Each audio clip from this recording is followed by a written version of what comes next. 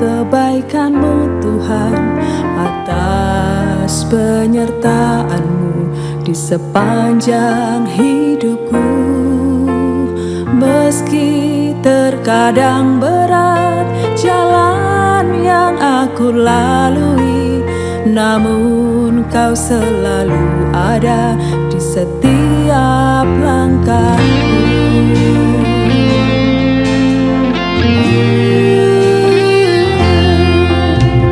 Ku kan pegang selalu janji-Mu kepadaku, dengan iman yang telah Kau tanam di hatiku. Walau dunia tak percaya pada janji-Mu, namun janji-Mu nyata di dalam hidupku.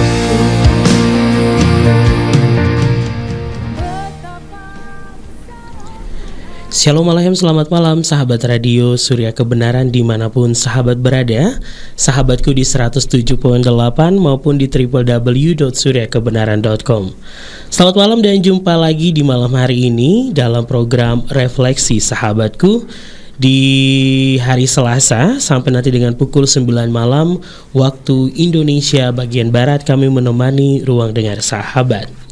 Seperti biasa di Selasa malam sahabatku akan ada topik yang menarik pastinya, dan juga akan ada pembahasan yang luar biasa yang pastinya akan ada pesan Tuhan juga yang kita dapatkan dari topik-topik yang selalu dibahas dalam program Refleksi bersama dengan pembicara kita yang luar biasa. Dan sahabatku di malam hari ini sudah bersama dengan Rio di studio dan juga bersama dengan sahabat yang ada di rumah. Kita langsung saja menyapa Bapak Gembala Dr. Yakub Sulistyo STHMA. Shalom alaika, selamat malam Dad. Alaika shalom Rio, selamat malam. Alaika shalom untuk sahabat Surya Kebenaran dimanapun berada. Apa kabar Dad? Kabarnya selalu haleluya, dahsyat luar biasa. Wow. Iya, sahabat yang diberkati dimanapun berada, kami juga mengundang atensi sahabat nantinya dalam pertanyaan dan juga konseling di malam hari ini. Bagi sahabat yang mau bertanya atau mau konsulkan sesuatu, bisa langsung saya nanti mengirimkan pesan sahabat di 08166554532 seperti flyer yang sudah kami bagikan juga ke sahabat. Sekali lagi 08166554532. Ya, juga bagi sahabat yang ada di rumah, bagi sahabat yang mendengarkan secara live streaming, bisa juga nanti mendengarkan siaran-siaran Radio Surya Kebenaran melalui Radio Box Online. Nanti sahabat tinggal membuka saja di Radio Box, searching aja Surya Kebenaran, nanti akan muncul logo Radio Surya Kebenaran, tinggal tekan play, maka sahabat bisa mendengarkan Radio Surya Kebenaran. Ya, dan juga sahabatku dari kota lainnya yang mendengarkan secara live streaming nanti bisa bergabung juga kalau sahabat mempunyai kendala melewati Google Chrome. Jadi bagi sahabat bisa melewati Radio Box Online. Ya, baiklah, di malam hari ini sahabatku dengan topik yang sudah dipersiapkan nih, kita akan membahas tentang apa nih Dad? Ya, tentang tebal muka Rio. Tebal muka, waduh. Kulitnya kulit badak. Waduh. Ini di sisi negatif atau positif nih, nanti pasti akan ada hal dibahas pastinya di malam hari ini. Baik, mungkin tanpa berlama-lama kita langsung saja masuk pada pembahasan kita di malam hari ini. Silakan Dedi. Ya, terima kasih Rio. Sahabat Surya Kebenaran dimanapun berada, benar memang apa yang disampaikan Rio tadi, bahwa tebal muka itu bisa berbicara soal positif dan bisa bicara soal negatif. Artinya yang tebal muka ini ada di posisi yang positif dan ada di posisi yang negatif. Nah, secara etimologi, tebal muka itu artinya tidak mempunyai perasaan malu, tidak tahu malu, tidak mempan kritik, tidak punya harga diri. Sinonimnya bermuka dinding, berkulit badak, tebal telinga, atau istilah yang orang Jawa katakan itu ndablek, kira-kira begitu. Nah, yang menjadi pertanyaannya adalah apakah tebal muka itu salah? Biasanya kalau kita bicara soal tebal muka selalu diartikan hal-hal yang negatif. Namun tebal muka sangat diperlukan juga jika pendapatnya atau tindakannya berdasarkan hukum positif benar dan berdasarkan hukum firman juga benar. Jadi yang disebut tebal muka itu tidak selalu konotasinya hal yang negatif. Kali ini saya akan mengarahkan ke hal yang positif, walaupun ada juga nanti pembahasan tentang hal yang negatif. Nah, orang dianggap tebal muka karena pendapat atau tindakannya tidak sesuai dengan kaidah umum, sehingga banyak menerima kritik, dan biasanya karena dianggap salah atau menyalahi aturan secara umum. Ya, khususnya bagi influencer. Itu sekitar tahun 2001 ketika saya pertama kali mensosialisasi nama Bapak Yahwi, kan dianggap sesuatu yang keliru karena tidak sesuai dengan pendapat umum. Kemudian banyak menerima kritik, bahkan bukan hanya kritik tetapi juga membuli, bahkan juga mengintimidasi karena dianggap salah dan dibagi-bagikan kepada orang. Nah, bagi influencer handal, jika pendapatnya benar, apalagi berdasarkan hukum firman, tebal muka itu justru harus dimiliki. Saya katakan sekali lagi, harus dimiliki. Apalagi di media sosial, di mana kritik netizennya tidak jarang menyerang pribadi dan brutal. Saya sendiri sudah dibully dengan mengatakan cari sensasi, cari ingin terkenal, menjadi nabi palsu dan sebagainya. Padahal saya dapat julukan nabi palsu gara-gara memperkenalkan nama Yahwi. Nah, apa sebetulnya kata firman tentang nabi palsu itu sendiri, yang bagaimana?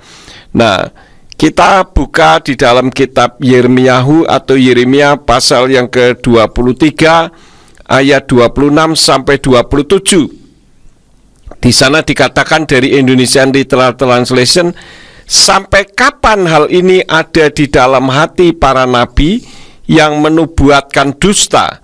Ya, mereka dalam hatinya adalah para nabi pembohong yang berencana untuk membuat umatku melupakan namaku. Sekali lagi, ayat 27 dikatakan yang berencana untuk membuat umatku melupakan namaku dengan mimpi-mimpi mereka yang mereka ceritakan seorang kepada sesamanya, sebagaimana yang leluhur mereka telah melupakan namaku karena Baal. Nah, ini kan justru terbalik dari apa yang saya lakukan. Saya melakukan untuk memperkenalkan nama Bapa, tetapi saya yang memperkenalkan nama Bapa justru dianggap nabi palsu. Padahal kalau menurut Yeremiyahu pasal 23 ayat yang ke-27, yang disebut nabi palsu adalah orang yang berencana membuat umatnya melupakan nama Bapa Yahwe dengan mimpi-mimpi mereka dan sebagainya. Jadi dari ayat tersebut, siapa yang disebut nabi palsu? Saya kira sahabat Surya Kebenaran bisa menilai sendiri. Saya yang tebal muka atau yang mengatai tebal muka yang nabi palsu. Nah, bagaimana yang menjadi pertanyaannya adalah menghadapi, kalau saya boleh katakan, maling teriak maling. Kenapa? Karena yang memperkenalkan nama Bapa Yahwe yang seharusnya bukan nabi palsu, sementara yang berusaha untuk melupakan nama Bapa Yahwe itu yang nabi palsu, tetapi justru mengatainya terbalik. Karena itu saya katakan seperti maling teriak maling. Nah, orang yang mengatai nabi palsu, padahal dirinya yang justru nabi palsu, karena membuat umat Tuhan telah melupakan nama kudus Yahwe. Kan firman mengatakan dalam Yeremiyahu pasal yang ke-23 ayat yang ke-27 tadi, yang berencana untuk membuat umatku melupakan namaku dengan mimpi mereka dan yang mereka ceritakan seorang kepada sesamanya, sebagaimana yang leluhur mereka telah melupakan namaku karena Baal. Nah, tuh kan, semuanya dibalik sehingga bagaikan maling teriak maling. Nah, bagaimana cara kita menghadapi orang yang maling teriak maling? Ini saya sampaikan karena berdasarkan pengalaman sahabat Surya Kebenaran, dan mungkin Rio juga mengikuti perkembangannya. Yang pertama, tidak perlu pesimis. Kalau tidak pesimis harus optimis tentu saja. Ya, banyak orang sensitif yang saat menerima kritik justru mengartikannya sebagai ejekan, lalu menghadapinya dengan pesimis atau bahkan jadi drop powernya. Padahal setiap orang tentu punya pandangan masing-masing yang berbeda-beda dan cenderung menyampaikannya sebagai kritik. Cuman yang jadi masalahnya kalau di Indonesia ini beda, Rio. Kalau di Indonesia itu, kalau saya tadinya bersahabat dengan Rio, kemudian kita beda pendapat, kita langsung jadi musuh tuh. Ya, tapi kalau di luar negeri tidak. Ya, saya pernah diperhadapkan kepada seorang dokter yang pernah saya sanggah pendapatnya. Waktu itu saya diundang di Kalimantan yang dikumpulkan majelis-majelisnya, majelis pusat, majelis daerah, majelis wilayah, pokoknya semua pejabat di situ. Nah, orang yang saya sanggah ini yang berhadapan dengan saya di dalam diskusi itu ya terjadi kontraindikasi istilahnya ya. Tetapi begitu sudah selesai, saya jadi malu sendiri, Rio. Kenapa? Karena pendeta ini, wah, saya nilai luar biasa, saya angkat 2 jempol. Kenapa? Karena beliau menganggap saya tetap sebagai sahabat. Jadi begitu sudah selesai kita berdiskusi, debat sana, debat sini, begitu sudah selesai kita bisa ngobrol bareng, bisa makan bersama, ya. Karena pandangan saya semua pendeta itu seperti itu. Jadi kalau beda pendapat berarti musuh. Tetapi ternyata tidak dengan sahabat saya ini. Ternyata dia seorang dokter dan dia sekolahnya di Filipina. Pantes karena sekolah di Filipina sehingga bisa membedakan antara pendapat dengan pribadi yang bersangkutan, begitu. Ya. Karena tidak semua kritik sesuai dengan apa yang kita hadapi dan harus kita terima. Kita harus bertebal muka untuk memilah kritik untuk mendukung keputusan yang kita buat. Itu yang pertama. Yang kedua, jangan merasa tidak layak lalu surut untuk melanjutkan memberitakan kebenaran yang belum umum. Itu merupakan konsekuensi sebagai seorang pionir. Saya sih masih mending, paling dibully, dihina, kemudian dicaci maki dan sebagainya, tetapi tidak sampai harus minum racun maut. Dulu tokoh-tokoh gereja kalau tidak sependapat sampai disuruh minum racun dan sebagainya. Ya, tebal muka itu baik dalam arti positif. Sebagai sales misalnya, itu sering dibully ketika sales kan menawarkan barang-barang untuk dijual. Tetapi terkadang ada orang-orang yang nakal yang ditawar justru salesnya, bukan beli barangnya tapi mau membeli salesnya. Ya, ini harus tetap bisa bicara dengan sopan terhadap orang yang membulinya. Nah, sebagai sales dalam arti memperkenalkan nama Yahweh, bukan hanya dibully, tetapi pernah waktu saya 2 kali tuh, Rio. Pertama di Manado. Waktu itu ada seminar di kantor gubernur Mapalus, di kantor gubernaran di Manado. Nah, pada saat itu yang hadir kira-kira sekitar 1.500 orang. Saya menjadi salah satu pembicaranya. Nah, ketika saya sedang berbicara, ya ini memang ada hal yang kurang wajar. Jadi orang-orang yang kontra dengan saya itu diberi kesempatan bicara 1 sampai 1,5 jam. Nah, saya disuruh bicara cuma 8 menit. 8 menit loh. Jadi 8 menit menghadapi 1,5 jam, ini kan tidak fair. Tetapi pada saat itu hanya dengan 8 menit semua berubah, ya, karena Bapak Yahweh dan Ruach HaKodes yang membantu saya. Tetapi ketika saya sedang menyampaikan, itu rupanya ada salah satu gereja di Manado yang menyebarkan tim pendoa di kalangan mereka. Jadi berbaur dengan audiens pada saat itu. Mereka mengatakan ini nanti yang masih bicara ini kalau turun kita keroyok saja, begitu. Ya, orang Manado kan pemberani begitu. Bahkan ketika ada seseorang sedang bicara itu sampai mengatakan berarti selama ini Anda membohongi saya, begitu. Nah, ketika mendengar berita itu, tim pendoa syafaat yang ada di gereja itu mendoakan mengadakan peperangan roh. Ya puji Tuhan, sampai saya turun tidak ada satu tangan pun yang menyentuh saya. Itu yang pertama. Yang kedua, waktu ada seminar di Jakarta, Rio. Ya, itu memang kesalahannya kalau menurut pandangan saya dari orang yang sudah mengenal Bapak Yahweh, terlalu radikal begitu. Anda tidak tahu siapa si A itu. Si A itu kan begini begitu nih, saya injak-injak dalam nama Yeshua HaMashiach. Ya, saya bilang itu tidak sopan kalau menurut saya, terlalu radikal. Nah, orang itu karena pertama kali dia nulis surat kepada saya kecil gitu, Pak Yakub, beri kesempatan saya untuk bersaksi. Nah, saya kan sebagai tamu, tidak bisa dong sembarangan begitu saja. Saya tulis surat lagi kepada dia, saya katakan maaf saya bukan panitia. Nah, kemudian dia nerobos sendiri ya, dia mengatakan seperti itu tadi, kan kurang sopan, sehingga membuat orang jadi marah. Sehingga ketika saya menyampaikan kebenaran, malah ada orang yang mau ngangkat kursi, Rio. Sampai ada seorang yang dulunya jemaat di tempat ini, sekarang tinggal di Jakarta, itu ketakutan luar biasa sampai gemeteran karena tahu saya mau dilempar dengan kursi gitu. Tapi saya tidak ada perasaan takut tuh. Saya biasa-biasa saja. Memang saya dari dulu suka berantem mungkin, karena itu jadi saya tidak takut menghadapi teriakan-teriakan yang kayak orang kesurupan. Ya biasa-biasa saja sih bagi saya.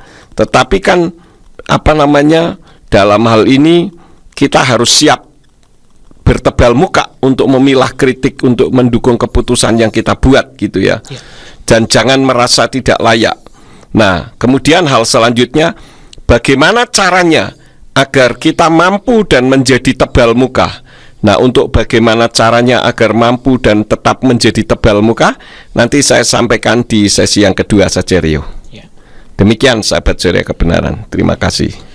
Ya, baiklah sahabat yang diberkati oleh Tuhan ya, sesi yang pertama sudah kita lewati. Nanti di sesi yang kedua kita akan masuk tentang bagaimana caranya agar mampu dan tetap menjadi tebal muka ya. Ya. Nanti kita akan ketemukan jawabannya di sesi yang kedua. Dan bagi sahabat yang sudah mempunyai pertanyaan, bisa langsung saja di 0816654532. Di malam hari ini kami menunggu atensi pertanyaan sahabat. Tetaplah bersama dengan kami. Kita dengarkan dulu lagu pujian berikut ini.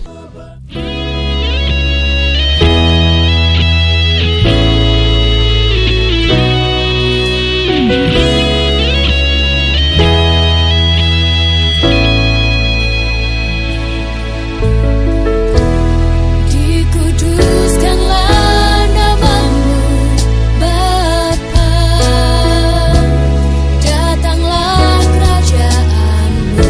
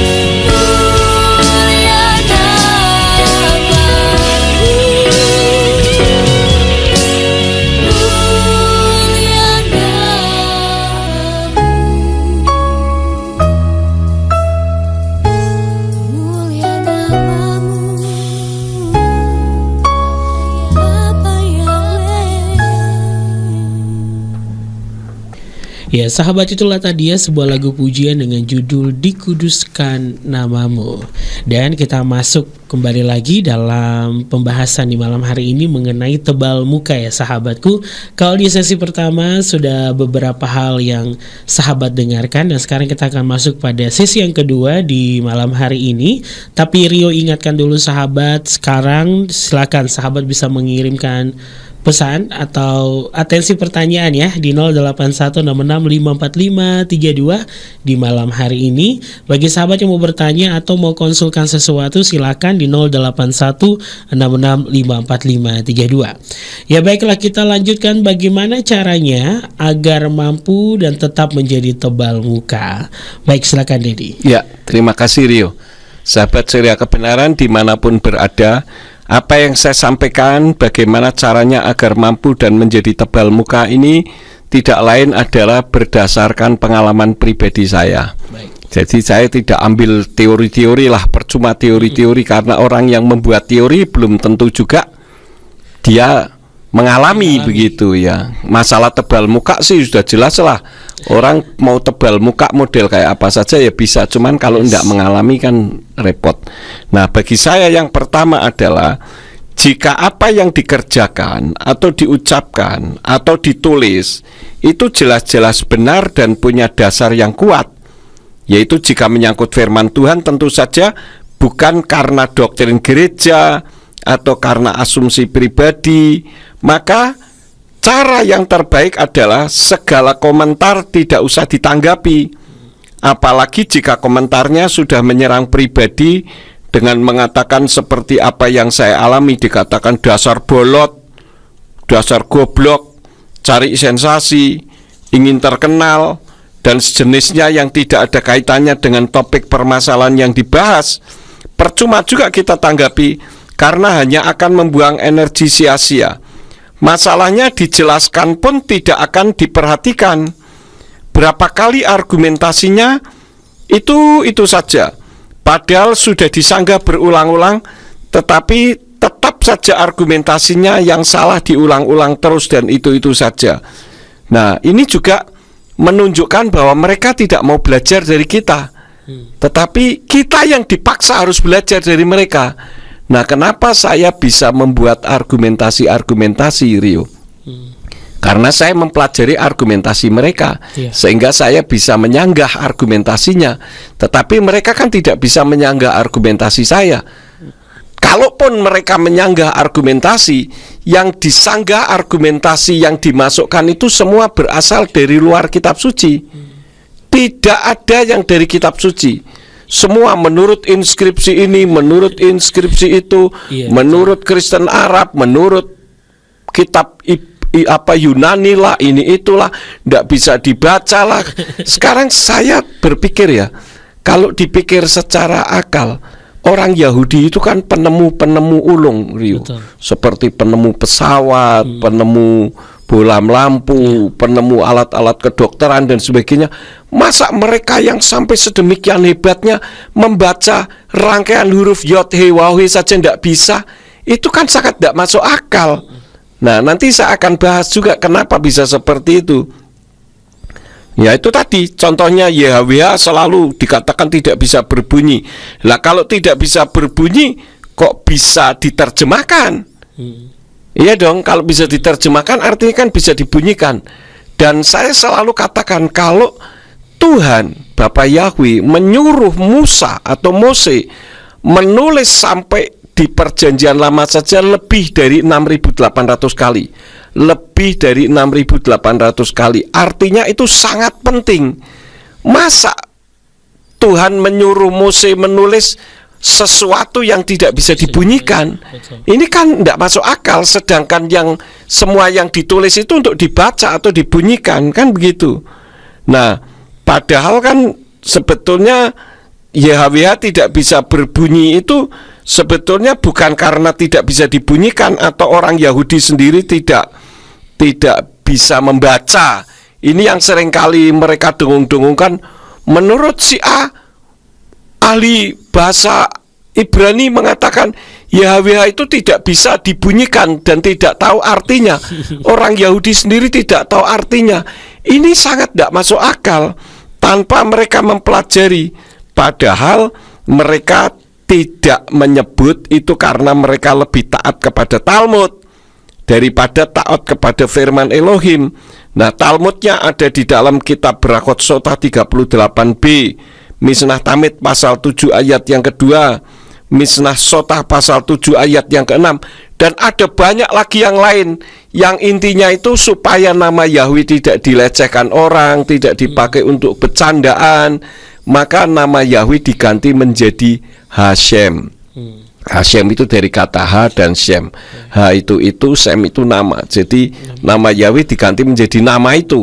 Maka sampai sekarang orang Yahudi kalau memanggil nama itu lah, nama itu nama siapa? Wong yang punya nama menghendaki dipanggil kok ngotot gitu. Nah, ini orang Yahudi yang dijadikan contoh. Nah, oke, saya ikuti alur pikiran mereka.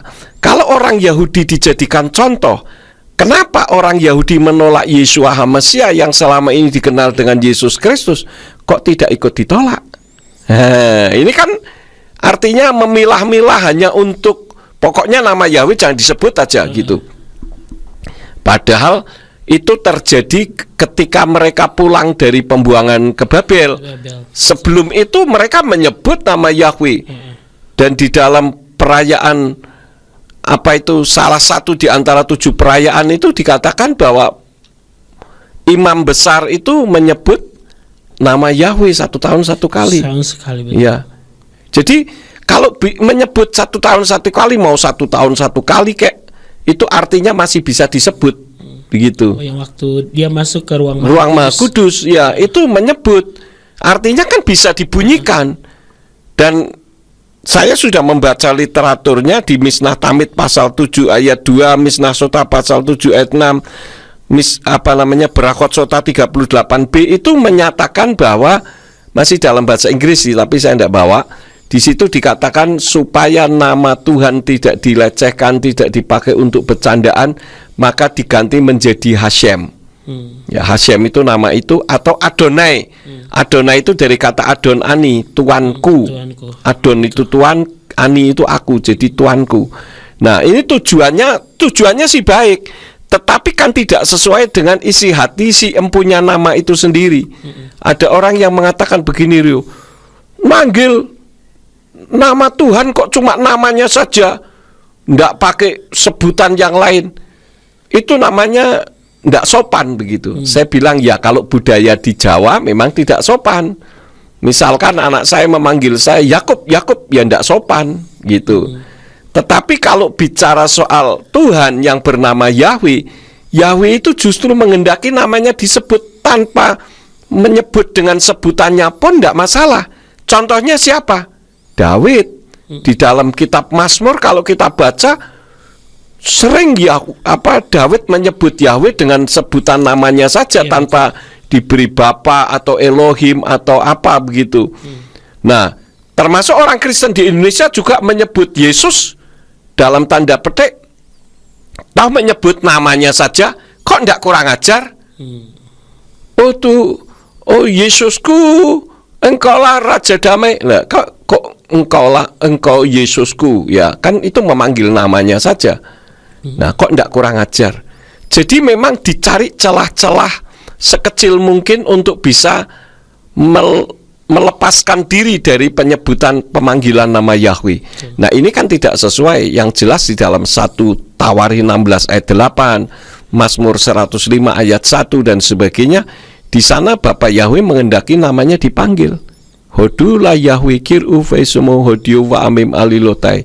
Bersyukurlah kepada Yahweh, panggillah namanya, bukan panggillah sebutannya. Ya, perkenalkanlah namanya, perbuatannya di antara bangsa-bangsa. Jadi yang punya nama menghendaki namanya dipanggil. Nah, ada orang yang ngomong begini, saya mau dipanggil dengan apa saja mau kok. Oke. Jadi dengan dasar itu orang berpikir bahwa Yahweh pun seharusnya mau dipanggil Allah juga tidak masalah. Contohnya saya mau dipanggil anjing pun saya mau kok, begitu. Nah, saya jawab, ya karena Anda si empunya nama, memang mau dipanggil anjing juga mau dipanggil Petro juga mau, Itu karena Anda yang punya nama mengizinkan. Lah Bapak Yahweh kan tidak mengizinkan. Di dalam Keluaran 20 ayat yang ke-7 justru dikatakan menyebut dengan sia-sia, atau kalau terjemahan dari Yayasan Lembaga Alkitab Indonesia, menyebut dengan sembarangan saja dilarang.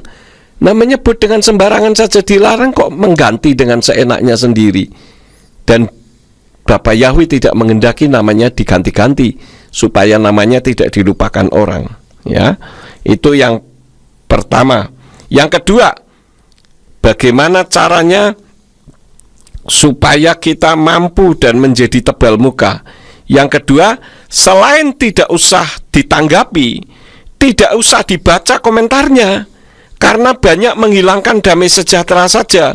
Banyak yang sebenarnya tidak tahu di dalam apa yang saya sampaikan di internet itu seringkali disanggah orang, dan orang itu menyanggahnya sebetulnya tidak tahu tetapi sok tahu. Bukan hanya sekedar memberi input atau informasi saja, melainkan sudah ngajari. Kalau benar sih bagi saya tidak masalah, karena saya juga mau belajar. Tapi sudah ngajarinya salah, hanya seperti pemahaman pendeta pada umumnya. Artinya yang diajarkan hanya katanya si A, katanya si B, katanya si Anu, katanya si itu, bukan katanya firman. Nah, sudah gitu omongannya lason hara lagi, lidah jahat. Dengan orang yang tidak ke gereja saja, kalau saya menilai lebih sopan mereka yang tidak pergi ke gereja daripada yang mengaku Kristen tetapi akhlak omongannya melebihi preman. Preman saja kadang bisa sopan dengan orang. Mereka yang anti nama Yahweh itu memaksa kita untuk mempelajari komentar mereka, namun mereka tidak pernah mau mempelajari argumentasi kita. Kalaupun mau, mereka cari-cari celah untuk tetap bisa menyalahkan kita. Dan ada yang lucu, saya mengupload khotbah yang khotbahnya itu 1 jam, Rio. Tapi begitu saya upload 2 menit kok sudah langsung di thumb down. Lah, dia berarti kan enggak menyimak, enggak mendengarkan. Lah kok sudah bisa memberikan tanda thumb down. Nah, kenapa bisa seperti itu? Nah, ini contoh orang yang tidak mau belajar. Pokoknya jangan Yahweh aja, mau yang lain silahkan. Nah, padahal tadi saya sudah sebutkan nama Yahweh itu di Perjanjian Lama saja lebih dari 6.800 kali. Di Perjanjian Baru saya selidiki ada 231 kali. Masa nama yang begitu banyaknya dianggap tidak berarti, sementara Allah yang tidak ada satupun di dalam kitab berbahasa Ibrani, dalam bahasa Inggris pun tidak ada, kok dipertahankan mati-matian sampai harus ngotot sedemikian rupa? Ada apa ini? Gitu loh. Ini pertanyaannya kan, ada apa ini? Gitu. Ya, itu yang kedua, Rio. Yang ketiga, mempunyai jiwa yang panjang sabar dan rendah hati, seperti yang Yesua ajarkan di dalam kitab Matius 11 ayat yang ke-29. Dari Indonesian Literal Translation katakan, "Pikulah kuku atasmu dan belajarlah dariku, sebab aku lemah lembut dan rendah hati, dan kamu akan mendapatkan kelegaan bagi jiwamu." Jadi kalau kita ya sudahlah, orang memang taunya baru sebatas itu, jiwa kita tetap lega, Rio. Kalau enggak rasanya itu ya bagaimana ya, karena manusia kan punya ego juga, kadang jengkel juga, tapi ya sudahlah, memang belum tahu. Kan seringkali saya katakan untuk menerima nama Bapa Yahweh itu merupakan kasih karunia. Amin. Kasih karunia dari Bapa Yahweh dan kasih karunia dari Yeshua HaMashiach. Jadi kalau belum diberi tahu oleh yang punya nama, mau diajar sampai mulut kita berbusa, sampai kaki kita pegel berdiri, tetap saja tidak ngerti-ngerti. Padahal titelnya berderet-deret. Nah, ini kan anehnya di situ, Rio. Jadi kalau kita ya, termasuk sahabat Surya Kebenaran dimanapun berada yang mendengarkan berita ini, kemudian bisa menerimanya, aduh, kita patut bersyukur karena ini merupakan kasih karunia anugerah yang Bapak Yahweh berikan. Kemudian yang keempat, bagaimana supaya kita tetap tebal muka? Menyadari bahwa tebal muka itu bisa merupakan bagian dari sebuah perjuangan untuk mencapai tujuan visi dan misi yang diembannya. Jadi namanya punya visi dan punya misi itu memang harus diperjuangkan. Ya, perjuangannya bagaimana? Ya dibully, ya dihina, bahkan mungkin juga dicaci maki. Kalau seperti saya, bukan hanya dicaci maki, hampir dibunuh juga. Tetapi ya tidak terbunuh. Ya puji Tuhan, seperti yang firman Tuhan katakan bahwa kalau kita takut mati, kita akan cepat mati. Tapi kalau kita tidak takut mati, kita tidak akan mati. Kenapa? Karena Tuhan menolong kita. Gitu Rio. Kemudian untuk yang ketiga, bagaimana agar visi dan misi berhasil? Nanti tunggu di sesi yang ketiga, yaitu bagaimana agar visi dan misi bisa berhasil. Demikian Rio, terima kasih sahabat Suara Kebenaran, Bapak Yawi memberkati. Amin. Ya, sahabat yang diberkati oleh Tuhan ya, di sesi yang kedua tadi ada beberapa hal sudah dibagikan dari bagaimana caranya agar mampu dan menjadi tebal muka kita tetap, dan nanti di sesi yang ketiga kita akan membahas tentang bagaimana agar visi dan misi kita berhasil. Visi dan misinya berhasil ini seperti apa, pembahasan di sesi yang ketiga. Dan kami menunggu dan mengundang atensi pertanyaan sahabat 0816654532 di malam hari ini. Silakan bagi sahabat yang sudah mempunyai pertanyaan bisa bergabung, dan kita dengarkan dulu lagu pujian berikut ini.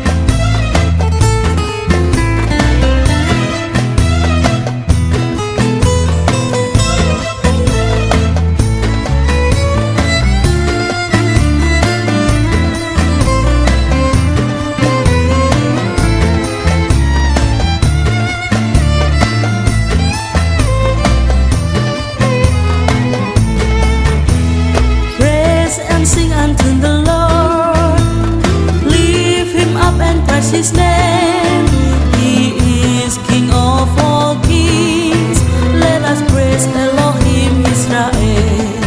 Serve His praise throughout all the earth. He's creator of the world.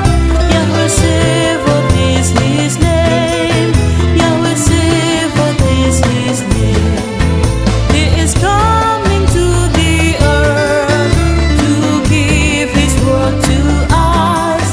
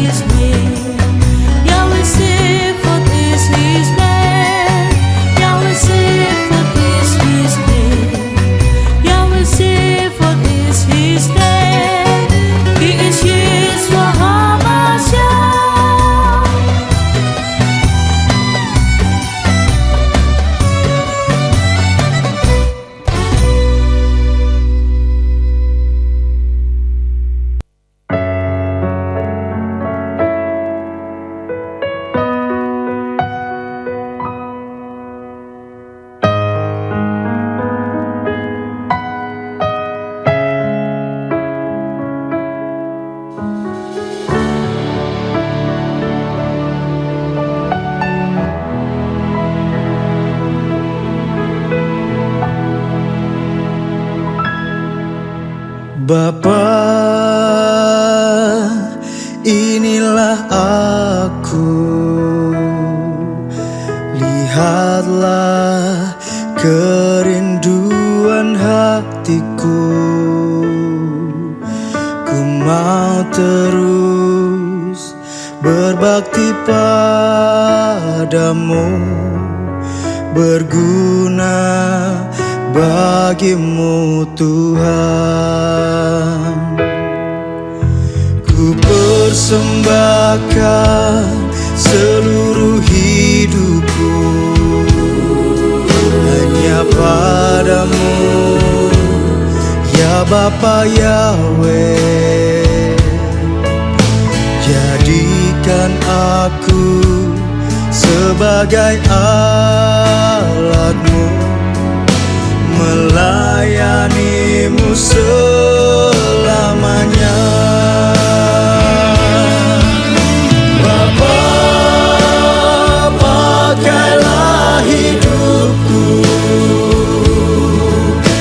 untuk melakukan kehendak-Mu. Hidup benar di hadapan-Mu, menjadi pelaku firman-Mu.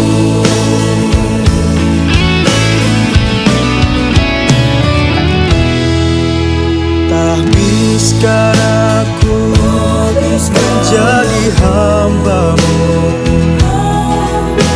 bekerja di ladang-Mu Tuhan. Seumur hidupku mengabdi padamu, segenap hati, roh, jiwa, ragaku. Jadikan aku cahaya hati-Mu yang menerangi gelapnya dunia. Ku bawa terang-Mu di dalam hidupku, kemuliaan-Mu Tuhan selamanya.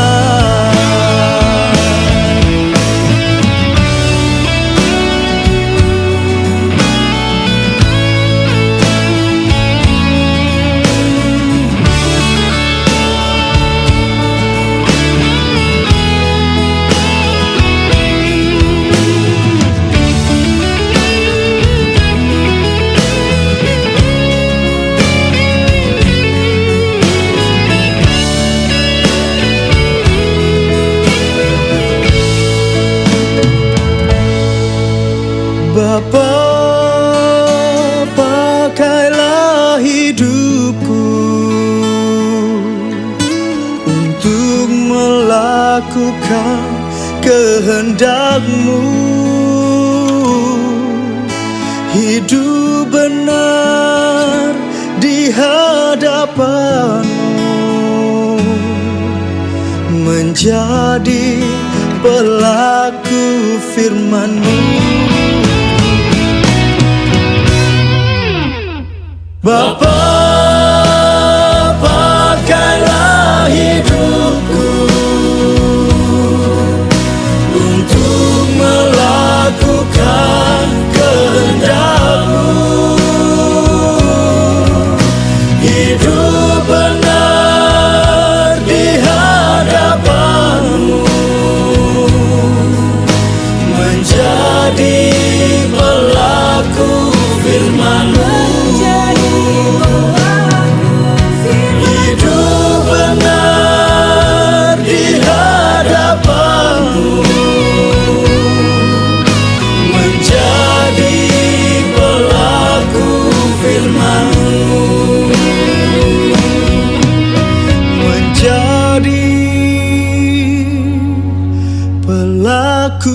Firman-Mu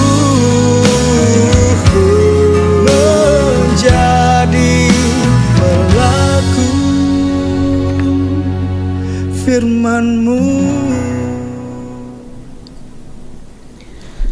Baiklah sahabat yang diberkati oleh Tuhan, masih bergabung ya bersama dengan kami di malam hari ini dalam program Refleksi sampai dengan pukul 9 malam waktu Indonesia bagian Barat. Dan ini tiba saatnya nih untuk kami membaca atensi pertanyaan sahabat yang sudah masuk di 0816654532. Baik, kita akan langsung saja masuk ke penanya pertama. Ini seperti biasa nih, pendengar setia kita yang jauh di utara benua Amerika. Haleluya, Dokter Ayu. Betul, terima kasih Dokter Ayu. Terima kasih Dokter Ayu. Shalom program Refleksi Radio Surya Kebenaran. Shalom Pastor Yakub. Amin, amin. Shalom juga kepada sahabat pendengar Radio Surya Kebenaran. Apa kabar nih Pastor? Kabarnya haleluya Dokter Ayu, puji Bapa Yahweh, sehat selalu. Amin, amin. Ya baiklah, pertanyaan saya untuk topik hari ini, kalau bicara tentang tebal muka, apakah ada posisi positif dari tebal muka ini Pastor? Ya, tadi saya sudah sampaikan Dokter Ayu bahwa tebal muka itu ada segi positifnya. Contohnya, saya kalau tidak tebal muka, saya sudah berhenti memberitakan nama Bapa. Karena saya bukan hanya dibully, bahkan pernah mau dilempar kursi, pernah mau dibunuh ya pernah, dan bahkan difitnah sana sini dan sebagainya. Jadi saya bisa bertahan sampai sekarang karena saya tebal muka. Begitu Dokter Ayu. Tapi dalam sisi yang positif. Dari segi yang positif, betul. Yes. Ya karena adanya sisi positif ini, maka sampai hari ini ya sahabat yang ada di rumah Dokter Ayu juga tetap mendengarkan Radio Surya Kebenaran. Kita menggunakan nama Bapa, yaitu nama Yahweh. Padahal kalau dipikir saya memberitakan itu sudah 22 tahun loh. Yes. Betul. Cukup lama juga ya, tapi nggak terasa begitu. Tidak terasa ya. Ya, sahabat yang diberkati oleh Tuhan, terima kasih Dedi sudah menjawab pertanyaan pertama dari Dokter Ayu. Ini pertanyaan yang kedua. Oke, ini mungkin sedikit ada curhatan nih. Saya mempunyai seorang kenalan di Indonesia. Anaknya masih muda. Dia ini orangnya karena terlalu berambisi dengan kerja dan karir, sampai melupakan hubungannya dengan keluarga, dan bahkan sampai saya pernah mengeluarkan sebuah pernyataan bahwa susah menjadi pelangi untuk orang yang buta. Mau saya pribadi dan keluarganya memberi warna dalam hidupnya, tapi tetap tidak pernah dia melihat, karena dia asik pada dunia dia sendiri.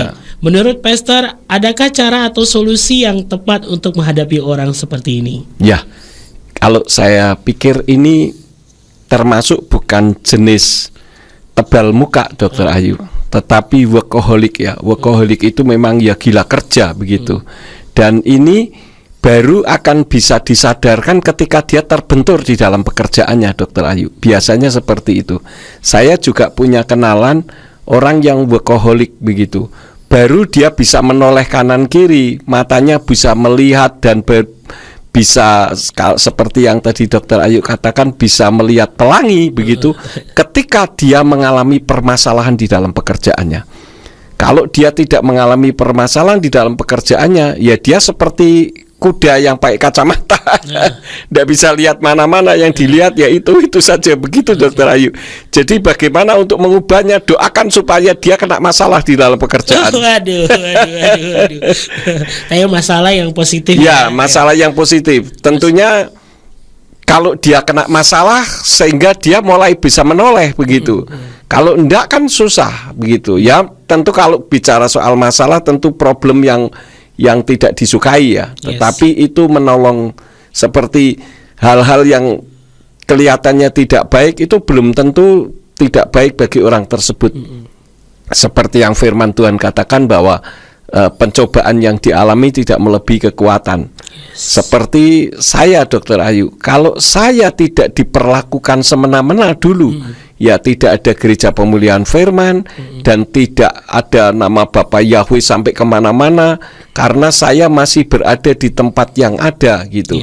Tetapi karena saya diperlakukan tidak manusiawi, saya dipecat, disingkirkan, di ini itu dan sebagainya seperti yang pernah saya ceritakan, ya akhirnya bisa seperti apa adanya sekarang. Bahkan saya banyak dibully, dikatakan, Pak Yakub kok taunya soal nama saja, ya biarin. Betul. Memang harus begitu. Kenapa? Nanti saya akan sampaikan pada sesi yang ketiga kenapa kok saya dari dulu tidak pernah beranjak tentang nama begitu. Oke. Ya, yang pasti karena Ruach HaKodes lah yang masih meminta untuk saya tetap berbicara soal nama. Begitu Dokter Ayu. Baik, terima kasih Dedi dan juga Dokter Ayu ya, terima kasih sudah bertanya ya. Ini bagaimana mendoakan ya, biar ada satu hal yang membuat orang tersebut itu tersadar dan baru menoleh.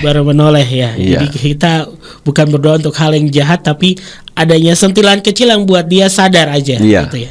Ya baik, terima kasih dan kita masuk pada pertanyaan ketiga dari Iya. Dokter Ayu. Sebagai umat Elohim, hal baik apa saja yang bisa kita lakukan agar tidak tercap sebagai tebal muka, dan hal untuk menghindari dari sikap ini? Mungkin hal yang negatif ini, Dad. Ya, kalau supaya jangan orang mengecap kita tebal muka, ya kita menyampaikan argumentasi kenapa kita seperti ini, begitu. Sehingga orang tidak berpikir kita tebal muka negatif, Ya. tetapi ada alasan ya. Kenapa kok seperti itu, begitu. Seperti saya, banyak orang yang membuli dan mengatakan, Pak Yakub kok taunya soal nama saja. Ya enggak apa-apa. Tapi saya kan menyampaikan argumentasinya kenapa kok seperti itu. Nah, nanti yang saya akan ceritakan pada sesi yang ketiga, Dokter Ayu. Baik, terima kasih Dedi. Dan di terakhir, terima kasih Pastor Yakub. Elohim Yahweh memberkati. Amin. Ya baik, terima kasih Dokter Ayu sudah bergabung di malam hari ini. Kita lanjutkan ke penanya selanjutnya. Ini dari kota Surabaya. Wah, Haleluya. Pak Jo ini. Yes, betul. Dengan Pak Joromi ya, dengan Pak Jiro ya, yang ada di Surabaya. Terima kasih sudah bergabung. Ya. Shalom, selamat malam Dedi Yakub yang selalu Selamat dalam malam. anugerah Bapa Yahweh sehingga menjadi berkat bagi banyak orang, bahkan selalu diberkati berlimpah-limpah. Amin. Amin, haleluya. Dan Rio nih penyiar radio selalu ceria. Haleluya. Karena sukacita surgawi Pak Jo. Dan kiranya Tuhan juga memberkati Pak Jo dimanapun berada. Amin.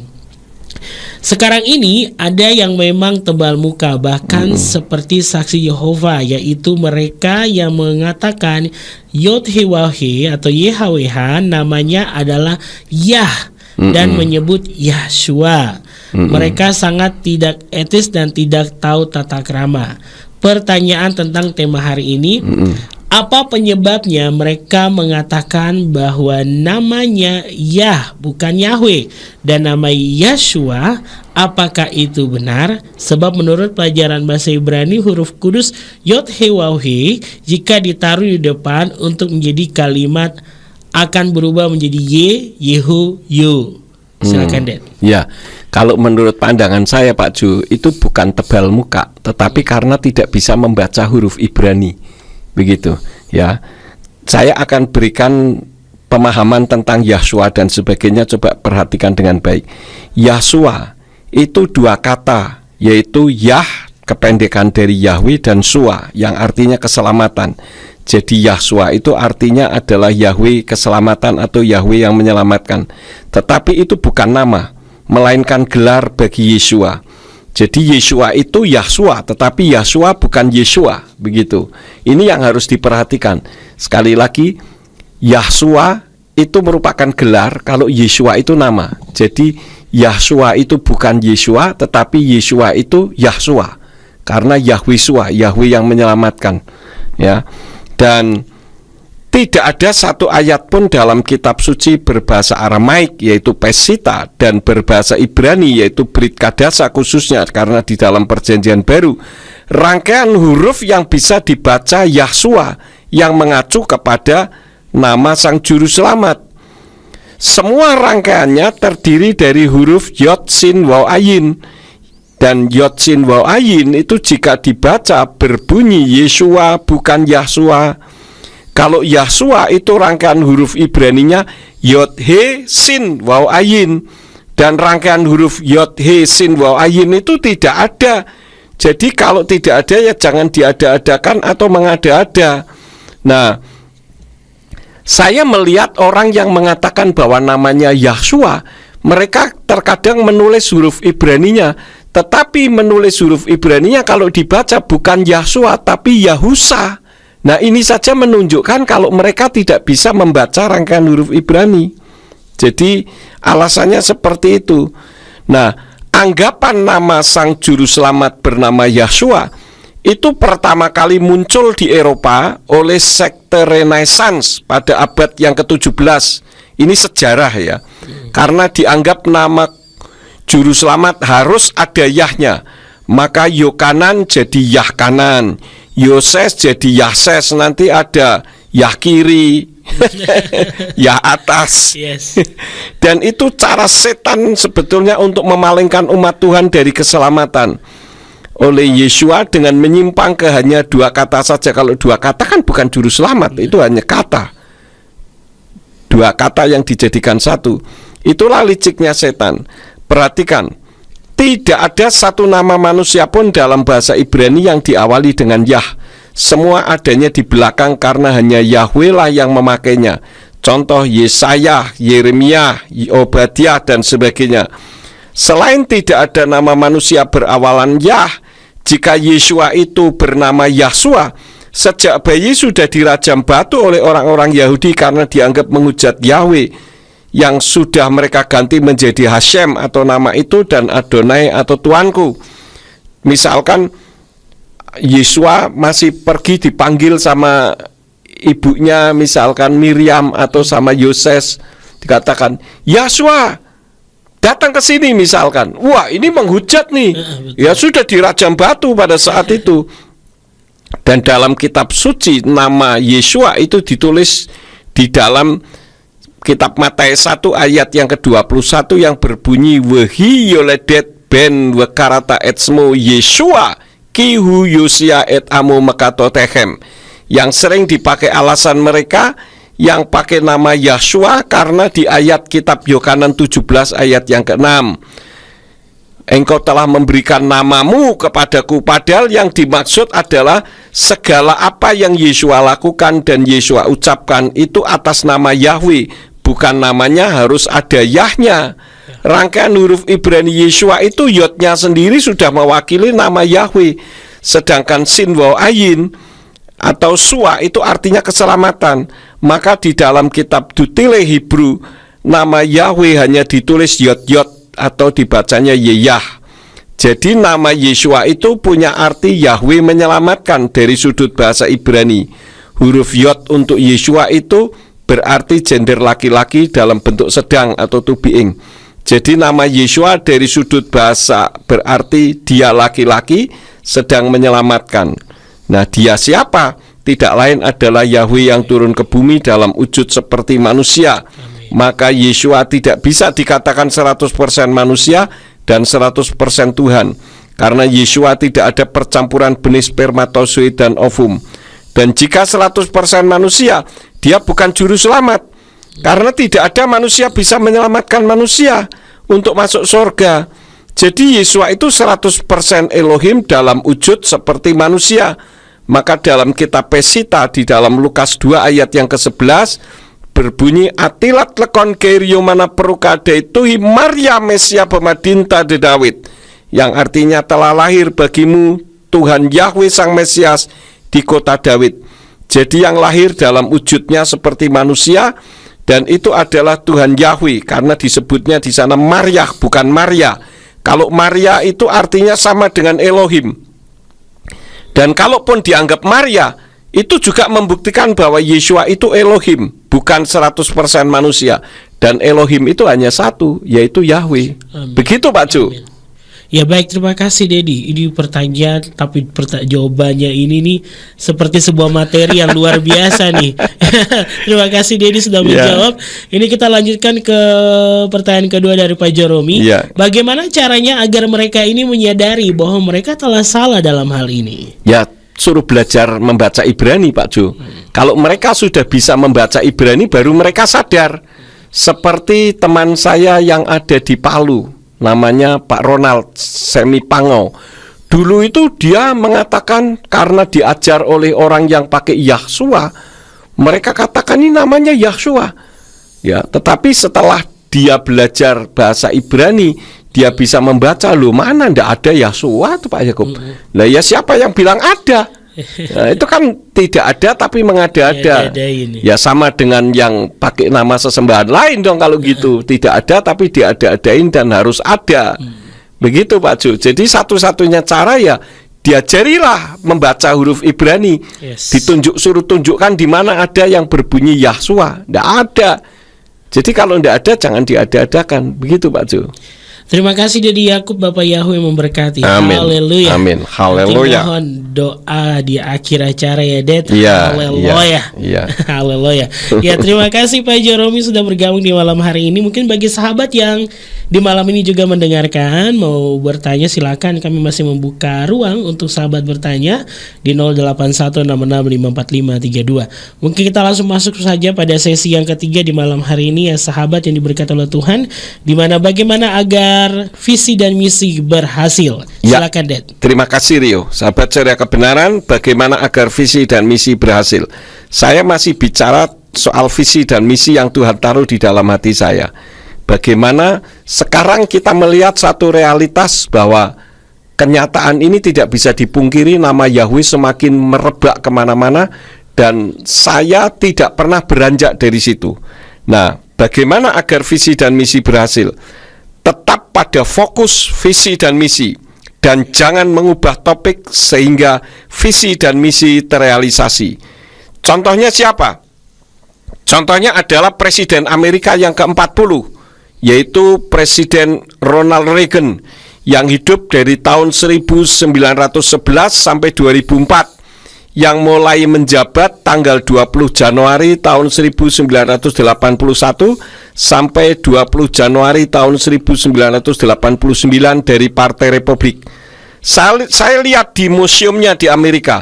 Jadi ketika saya ke Amerika, saya masuk ke Ronald Reagan Library, ya. Jadi museumnya Ronald Reagan adalah presiden saya melihat yang mampu memulihkan Amerika dari krisis kemiskinan yang hebat. Di dalam museum itu ada diputar video bagaimana sepak terjangnya beliau dan sebagainya. Nah, saya melihat di videonya di Ronald Reagan Library-nya itu bagaimana rakyat Amerika zaman itu mengantri bahan bakar minyak dan hidupnya dalam kesusahan. Nah, Ronald Reagan ini tetap pada visinya bagaimana mengentaskan kemiskinan di Amerika. Dalam 2 periode jabatannya, Ronald Reagan tidak memiliki 2 visi dan misi, tetapi hanya 1 misi dan 1 visi yang ditekuninya, sehingga Amerika bisa terlepas dari belenggu kemiskinan dan krisis bahan bakar minyak dapat teratasi. Nah, terus terang dari museum inilah yang menginspirasi saya untuk tetap pada visi dan misi memberitakan nama Yahweh agar disanjung, dipuji, dan ditinggikan oleh umatnya sendiri.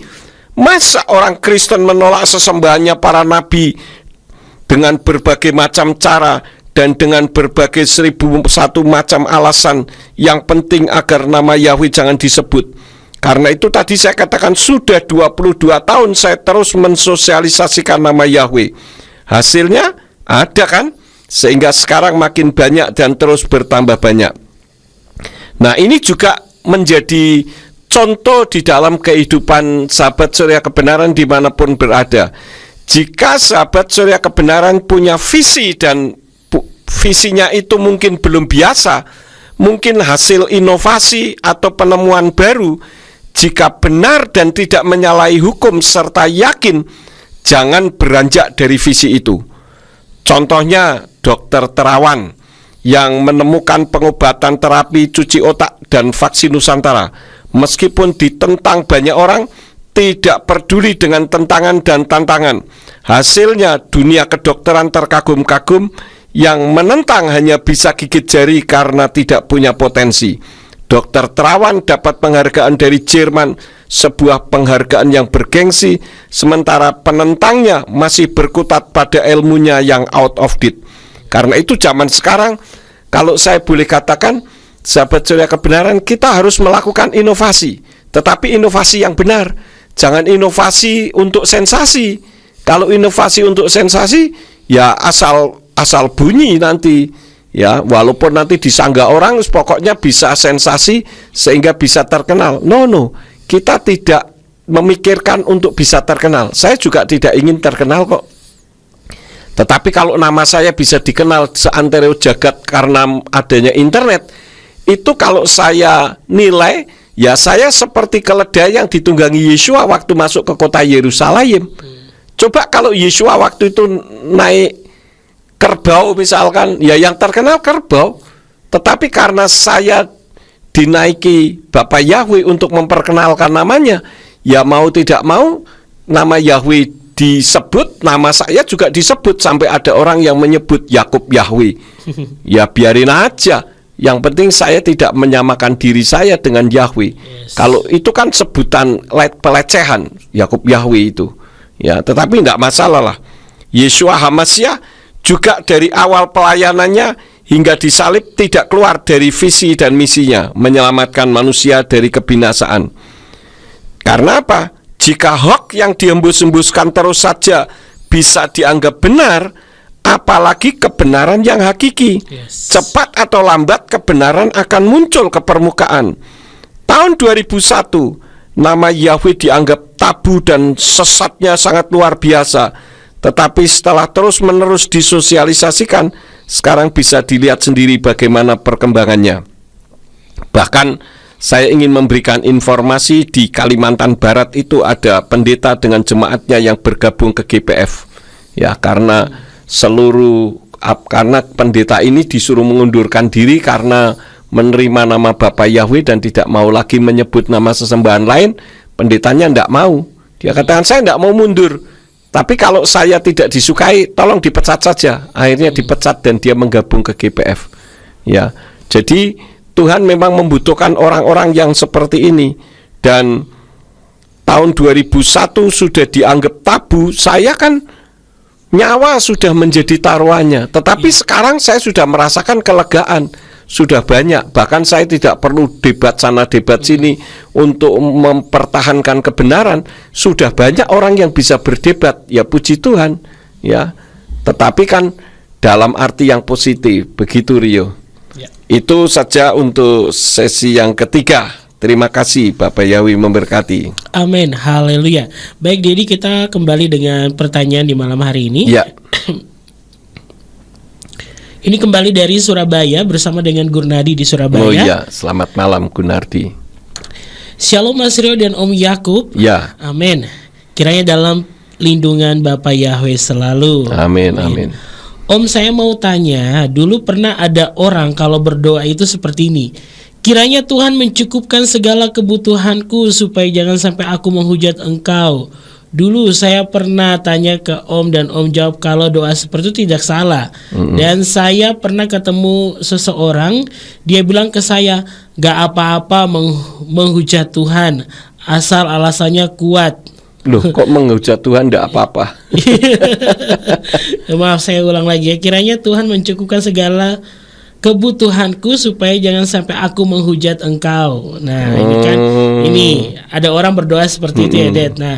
Nah, terus gini, dia pernah ketemu seseorang dan orang itu bilang ke saya, katanya, gak apa-apa menghujat Tuhan asal alasannya kuat. Nah, seperti kita berusaha tapi gagal terus, taat perpuluhan tapi miskin terus, padahal kita sudah berdoa dan turut firman, dan tidak kelewat batas seperti anak-anaknya Ayub. Tuhan kadang perlu dihujat karena masa manusia pertama yang salah, tapi kita semua keturunannya yang tidak berbuat yang harus menanggungnya. Begitu bicara orang itu, Om. Sebetulnya apakah menghujat Tuhan itu dapat dibenarkan, Om, kalau kita dalam keadaan titik bawah dan kalau naik hanya sedikit saja? Mohon di akhir acara tutup dengan doa. Terima kasih. Ya, terima kasih Gunardi. Kalau yang namanya menghujat itu jangan sampai keluar dari mulut kita. Jadi omongan orang tersebut itu ngawur, ngaco itu. Nah, kalau dikatakan saya sudah memberikan perpuluhan tetapi masih juga miskin, nah coba introspeksi diri. Memberikan perpuluhannya itu apakah karena terpaksa atau karena mau negosiasi dengan Tuhan? Gitu biasanya kan, Tuhan saya sudah kasih perpuluhan, ayo mana hasil yang saya dapat? Ini artinya mengajak berbisnis Tuhan. Ya, perpuluhan itu merupakan kewajiban. Ya, 1/10 dari hasil yang kita dapatkan. Tetapi itu bukan merupakan paksaan. Jadi kalau terpaksa, katakan kepada orang itu, Gunardi, lebih baik nggak usah mengembalikan perpuluhan, menggunakan istilah memberi perpuluhan saja, itu sudah keliru. Perpuluhan itu bukan memberi, mengembalikan. Karena itu bukan hak kita, tapi miliknya Tuhan. Selain daripada itu, bagaimana di dalam pekerjaannya?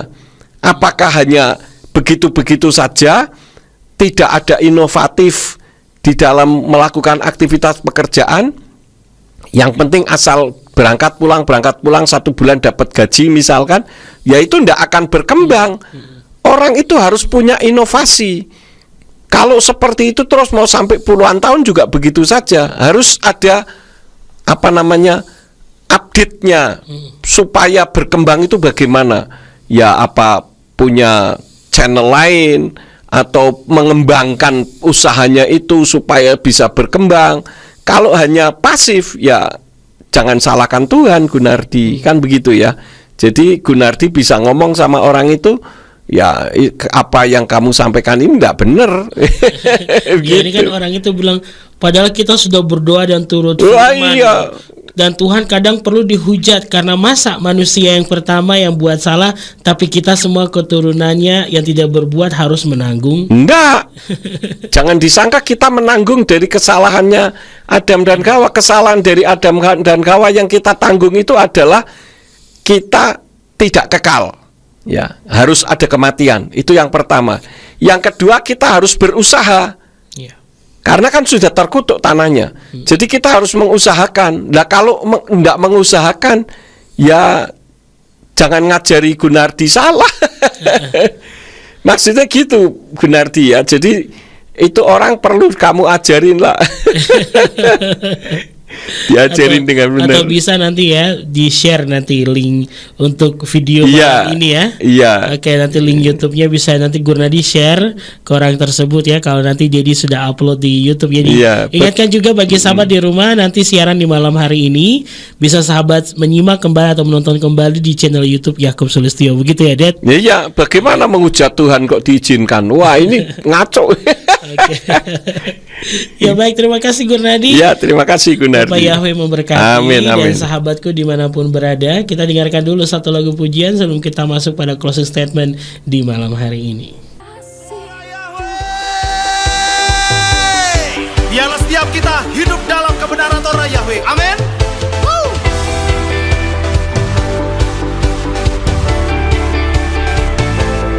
Katakan, Simpan firman-Mu dalam hatiku, agar hatiku tak melawan-Mu. Ajarlah aku jalan-jalan-Mu, biarlah Torah-Mu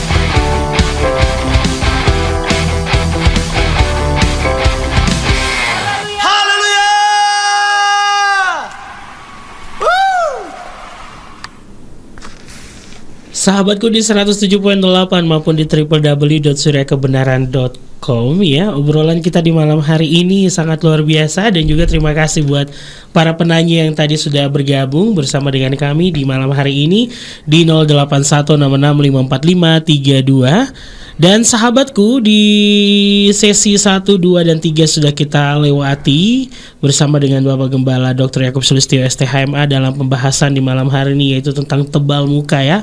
Dan pastinya sahabat sudah mendapatkan setiap apa yang dimaksud, dan juga bagaimana kita mengambil sisi firman Tuhan dan pesan Tuhan juga yang sudah kita dapatkan di malam hari ini.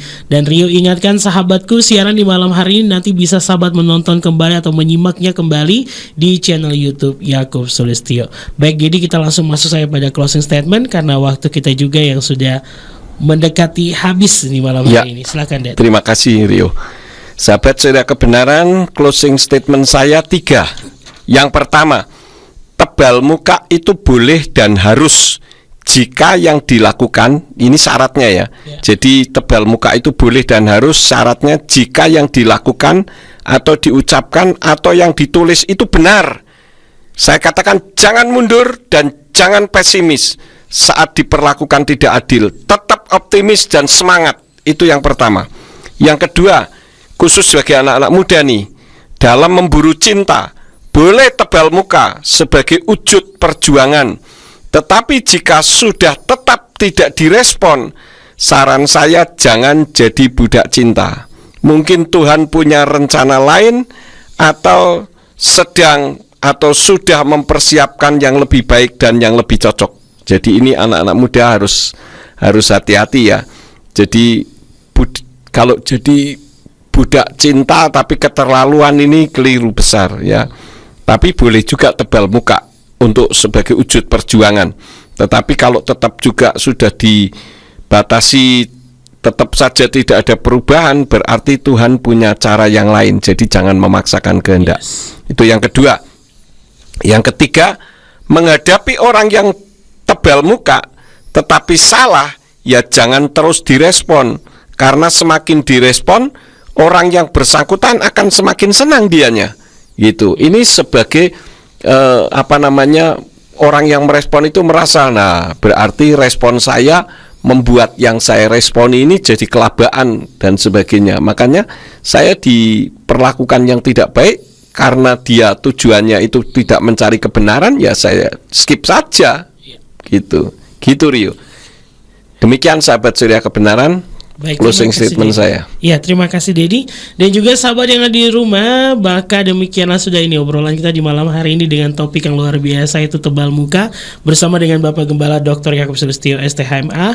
Dan sebelum kita tutup, Dedi, mungkin kita akan berdoa seperti biasa, Ded. Silakan. Ya, terima kasih. Mari sahabat Surya Kebenaran, kita tundukkan kepala, kita berdoa.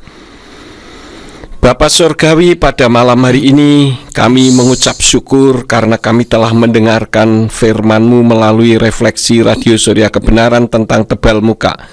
Tuhan, biarlah kami dapat mencerna dengan baik tentang tebal muka ini untuk kami terapkan di dalam kehidupan kami sebagaimana yang tidak bertentangan dengan firman.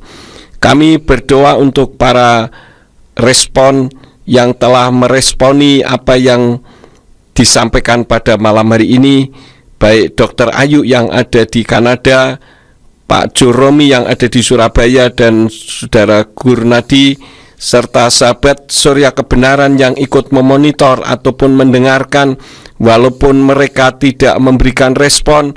Mari Bapak, Engkau memberkati, Tuhan berikan hikmat akal budi. Kalau sebentar kami akan berpisah, Tuhan yang akan menolong, supaya di waktu-waktu yang akan datang Tuhan masih izinkan untuk kami dapat mendengarkan firman-Mu melalui Radio Surya Kebenaran. Berkati Rio yang telah memandu acara ini dari awal hingga akhirnya. Engkau memberkati, dan bahkan kami berdoa kiranya Engkau membuka masa depannya gilang gemilang untuk kemuliaan Tuhan. Terima kasih Bapa. Kami memberkati siaran-siaran selanjutnya maupun untuk perangkat Radio Surya Kebenaran, supaya Tuhan yang akan menolong sehingga perangkat ini bisa tetap mengudara untuk kemuliaan bagi nama-Mu. Terima kasih Bapa, demi nama Adonai Yeshua HaMashiach kami sudah berdoa dan mengucap syukur. Haleluya, Amin, amin. Amin. Ya baik, terima kasih Dedi. Ya, Sehat sama-sama, selalu, Rio. Amin, sukses selalu amin. pelayanan Dedi, Bapak Yahweh memberkati. Ya. Amin. Ya sahabat yang diberkati oleh Tuhan dimanapun berada, baik sahabat mendengarkan di 107.8 maupun di www.suryakebenaran.com, ataupun sahabat yang mengikuti mendengarkan di Radio Box Online di malam hari ini bersama dengan kami Radio Surya Kebenaran. Terima kasih, dan kita akan bertemu lagi di pekan depan dengan pembahasan yang pastinya luar biasa, yang pastinya juga akan membawa berkat bagi jiwa untuk sahabatku yang diberkati dalam program refleksi setiap hari Selasa malam. Demikianlah kami pamit undur dari Gereja Pemulihan Firman Surya Kebenaran Ambarawa, lantai 2 tepatnya, Radio Surya Kebenaran, berkat bagi jiwa. Bapak Yahweh memberkati.